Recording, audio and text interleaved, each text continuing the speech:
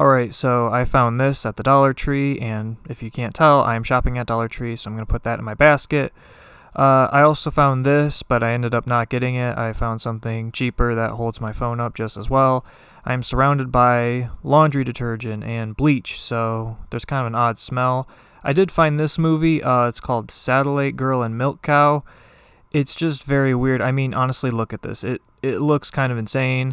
The premise, if you can even read that, sounds insane, but it's from G Kids, so, I'm thinking maybe this will be interesting. I'm going to put it in the bucket. I also found Super Fast, which looks kind of funny. It looks really bad. Fast cars, hot women, big guns. But then on the cover, you can see it's from the filmmakers of The Starving Games, Meet the Spartans, Vampires Suck, and I didn't notice that. Ketchup Entertainment distributes this DVD. I found that very amusing. And look at the back of these stacks. There's stacks in front, stacks in back. The stacks in back are usually the excess DVDs that nobody wants and they just have too much of. Oh, poor John Voight. Look at him. He looks smiling there. But what happened to that guy? He just kind of went a little nuts. Sucks that he has to resort to this now, but he kind of brought that on himself. Yeah, there's some decent titles. Friday Night Lights, the first season, just randomly in there, an entire season. The Carol Burnett Show, The Lost Episodes from Time Life. You would not expect to see that in the Dollar Tree. And there I go again, looking at the first season of Friday Night Lights. Like, just how the heck is that there? There's my bleach. Yeah, more looking.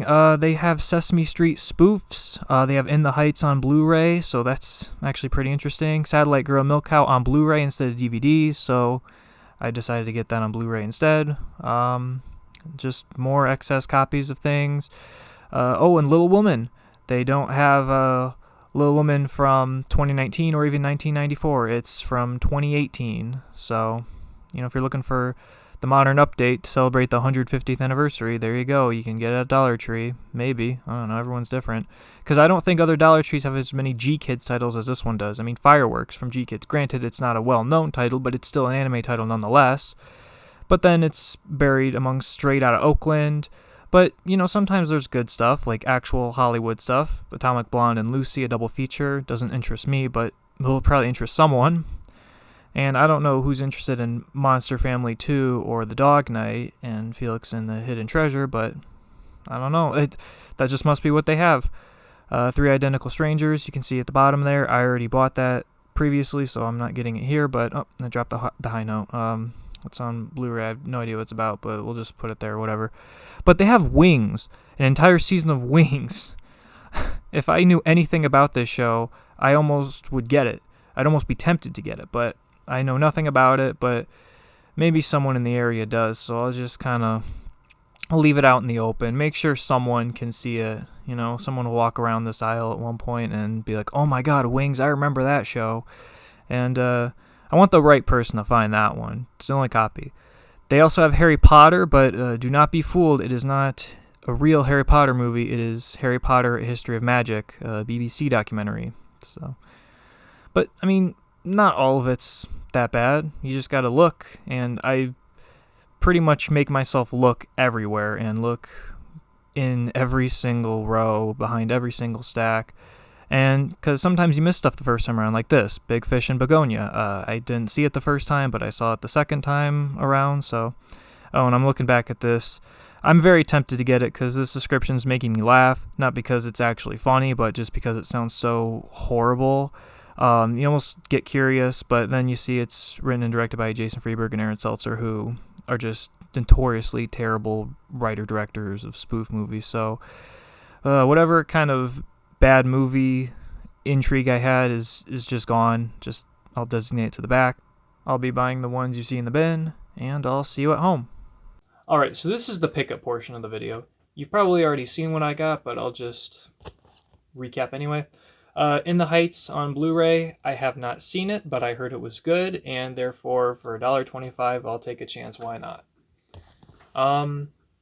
Satellite Girl and the Milk Cow. With a title like that and with G Kids on the spine, how could I not want to pick this up, especially on Blu-ray?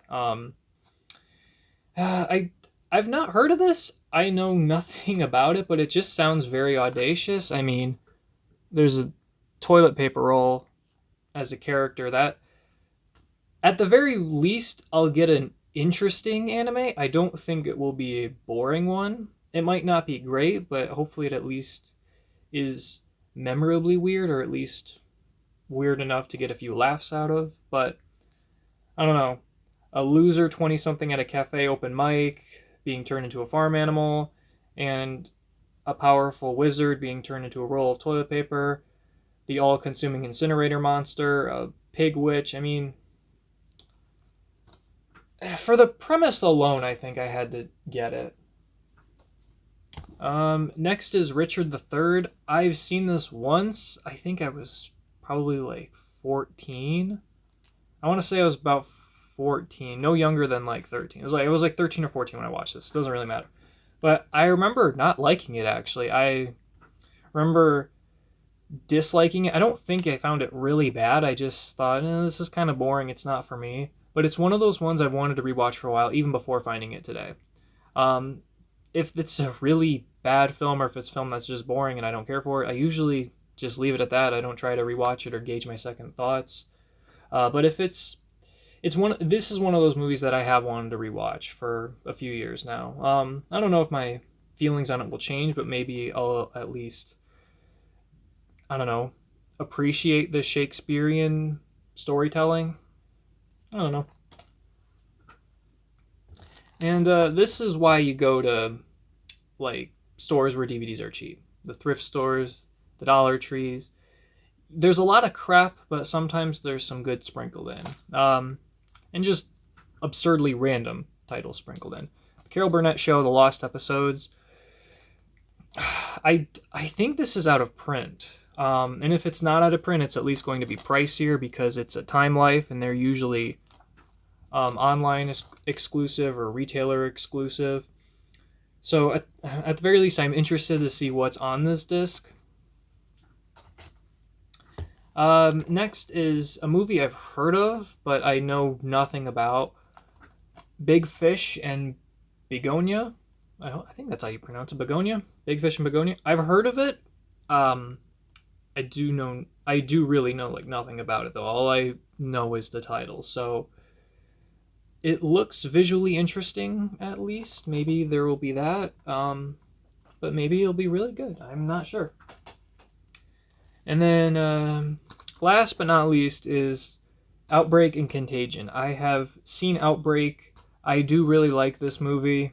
It's kind of like I don't want to say pulpy necessarily, but like a fun kind of action thriller. I have not seen Contagion, but it seems like it's just a Hollywoodized COVID movie, which means that it'll probably be a decent enough one watch and then never watch it again. But at the very least, I like Outbreak. So, I don't know. Who knows what my thoughts will be on Contagion.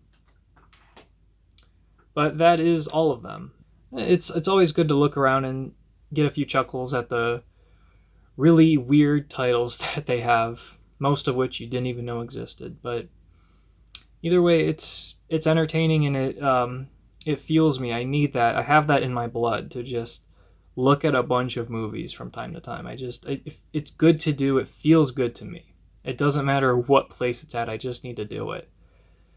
And sometimes you get treated to surprises like today. So that's the video.